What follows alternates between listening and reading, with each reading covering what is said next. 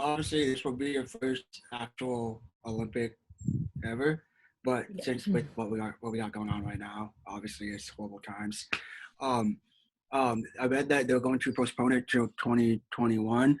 Yeah. You guys are still going to be like training for the Olympics as if it was to be happening in a couple weeks, right? Or a couple Yes. months, right? Mm-hmm. So, like I said before, like we're practicing as if we're playing in the MPF. So definitely, I'm actually grateful that it's a whole year from now, just because um, I just got this job in Arizona as an assistant coach. So I kind of started to put my I was putting everything into the school, and so I wasn't not slacking off on my workouts, but not putting in my 110% that I needed to. Uh, So I am very glad that, I get that next year so I can really kick in a gear. But definitely, and to save money for it because it's expensive, yeah, I mean, that's especially with my true. family. I I mean, want my whole family to go. So it's like, it's expensive, but definitely we're all separated. We actually don't come together until like a week before like a tournament starts, and then we'll start practices. But we're all adults. He expects us to be practicing, and we've been through the college experience, so we all know what we have to do in order to practice and prepare. So cool, awesome. You mentioned you Oh, go mentioned ahead, that Alex. you mentioned that you're a assistant coach, right, for South Mountain Community College.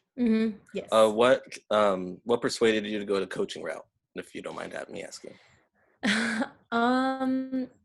I honestly have only had one other job and I just like worked like part-time like at a gym, but it's just softball's really all I have so much passion for it.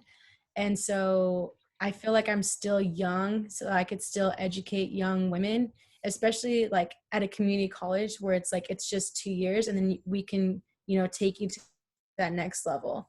And I really look under Brittany Mata. She's my head coach, and she went to ASU as well. And she won 2 national championships over there. So she knows the game. She knows what she's talking about. So honestly, for me, again, still being young, just that coaching perspective, like it makes me understand as well, like a player as well.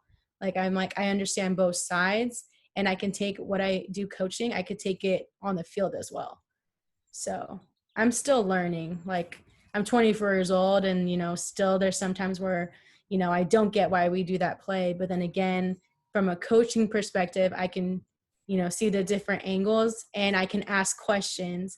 And then if I'm ever in a game and that situation comes up, I've been there, so I know and I understand it. So coaching for me is it's just a way of learning new things. And and the girls I have, they're awesome, and they do look up to me, but I also look up to them too. So I understand, I was there one day, and so I get where they're coming from, and they're a great group of girls, so I wouldn't trade it for the world.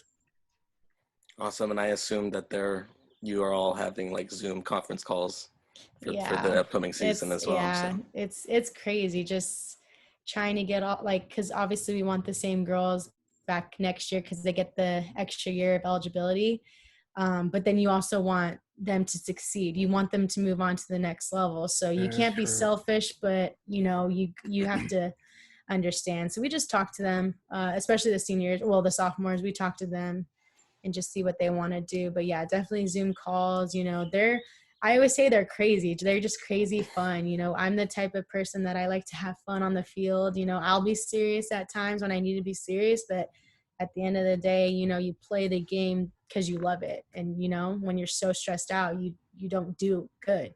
So you just need to have fun and, yeah, just have fun with your teammates.